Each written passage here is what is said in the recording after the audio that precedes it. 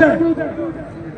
तुम किस बात पे, तुम ब्रिगेडियर फाइल के कहने पे उसको अपना बाप बनाते हो, ऊपर झूठी खबरें लगाते हो, तुम्हें शर्म आनी चाहिए।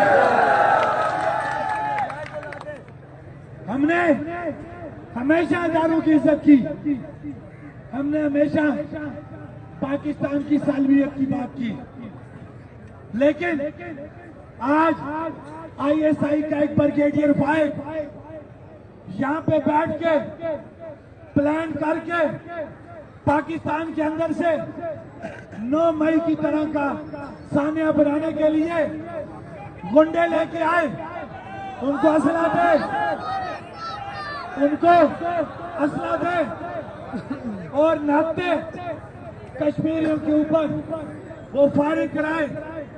तो ब्रिगेडियर फाइल जो तुम आईएसआई का टैग लेके मजे कर रहे हो, हम पूरे अदारे को, फौज को कभी टारगेट नहीं करेंगे। हर इदारे के अंदर इस जैसे गंदे मरदूद लोग मौजूद होते हैं। लिहाजा चीफ ऑफ आर्मी स्टाफ आपसे यह अपील की जाती है कि किसने इस ब्रिगेडियर फाइल को यह इख्तियार दिया कि उसने हमारे लोगों को दफ्तरों में बुला के जलीला ख्वार किया, उनको जेरेबार किया और उन्हें कहता रहा कि एक्शन कमेटी के खिलाफ स्टेटमेंट दो, नहीं दोगे तो तुम्हारा जीना 2 बार कर दिया जाएगा, तुम कारोबार नहीं कर सकोगे, तुम नौकरियां नहीं कर सकोगे। क्या हमारे इदारों का यही काम है?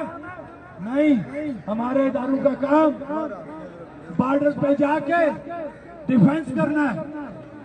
आप ये बात बताएं, क्या आईएसआई का ये काम था कि उसका ब्रिगेडियर दलालों को सामने रख के, सहूलतकारों को सामने रख के, और ये यहाँ की बेगैरत इंतजामिया, बेगैरत वो पुलिस वाले, वो अफीसरान कि जो उसके आगे नहीं बोले, और सब उसके आगे जिस तरीके से वो इनको ऑर्डर देता रहा, उन्होंने इन दलालों को साथ रख के आज नाते लोगों के ऊपर फायरिंग करवाई। कहां पे अदालत, कहां पे अदलिया? क्या ये कानून गरीब के लिए नहीं चलेगा? इस तरीके से नहीं होने देंगे रियासत के अंदर इस तरह दौरा म्यार। हमारी पुरअमन एहतजाज, पुरअमन तहरीक है जो पूरी दुनिया ने देखी है, अपने बुनियादी हकूक की खातिर वो तहरीक है। तो मैं ये पूछना चाहता हूं चीफ ऑफ आर्मी स्टाफ